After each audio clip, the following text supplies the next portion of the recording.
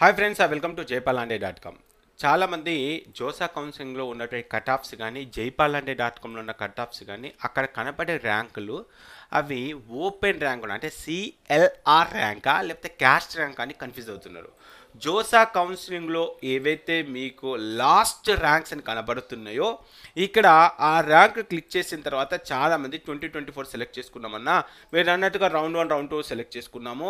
ఇక్కడ triple ITs కానీ GFTs కానీ ఇక్కడ కనపడేటువంటి ర్యాంకులు ఏవైతే ఉన్నాయో ఈ ర్యాంకులు క్యాస్ట్ ర్యాంకులా లేకపోతే ఓపెన్ ర్యాంక్ అంటే సిఎల్ఆర్ ర్యాంకా అని చెప్పేసి అంటున్నారు. మీకు జోసా కౌన్సిలింగ్లో వెబ్సైట్లోకి వెళ్తే ఇక్కడ opening and closing rank corresponding CLRL and opening closing ranks for corresponding EWS and NCL ఇలా ఉన్నాయి. అంటే ఇక్కడ కనపడేటువంటి ర్యాంకులు ఏవైతే ఉన్నాయో ఈ ర్యాంకులన్నీ కూడా ఆ పర్టికులర్ కేటగిరీకి సంబంధించిన ర్యాంకే.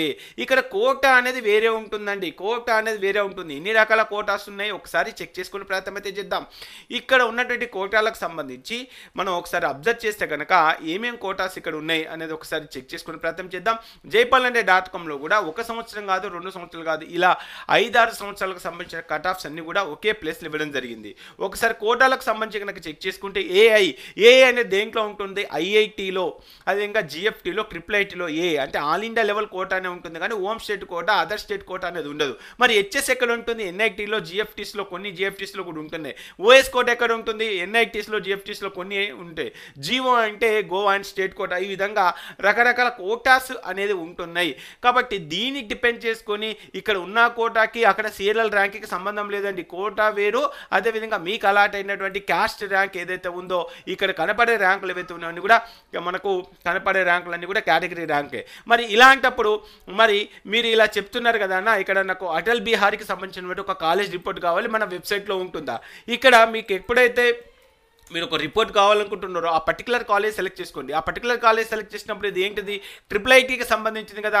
ట్రిపుల్ ఐటీకి సంబంధించినప్పుడు ట్రిపుల్ ఐటీలో ఇక్కడ ఏ సెలెక్ట్ చేసుకోవాలండి, కోట ఏం సెలెక్ట్ చేసుకోవాలి, ఏ సెలెక్ట్ చేసుకోవాలి. ఏ సెలెక్ట్ చేసుకొని ఇక్కడ ఓబీసీ ఎన్సెల్ సెలెక్ట్ చేసుకొని ఇక్కడ జెండర్ న్యూట్రల్ పెట్టేసి సెర్చ్ చేస్తున్నానండి. అలా సెర్చ్ చేసినప్పుడు ఏమవుతుంది ట్రిపుల్ ఐటీకి సంబంధించిన దాంట్లో ఏ quota all India level of quota ఉంటుంది.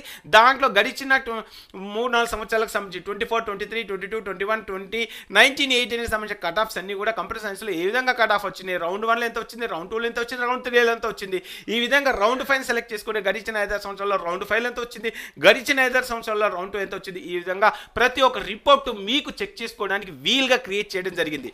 మళ్ళీ చెప్తున్నాను, జోసా కౌన్సిలింగ్గా కనబడే అంటే ర్యాంకులు ఏవైతే ఉన్నాయో ఆ ర్యాంకులైనా సరే jaypalanడే.comలో కనబడే ర్యాంకులు ఏవైతే ఉన్నాయో ఇవన్నీ కూడా మీ కరస్పాండింగ్ కేటగిరీ ర్యాంకులు అనే విషయాన్ని గుర్తుపెట్టుకునే ప్రయత్నం అయితే చేయండి.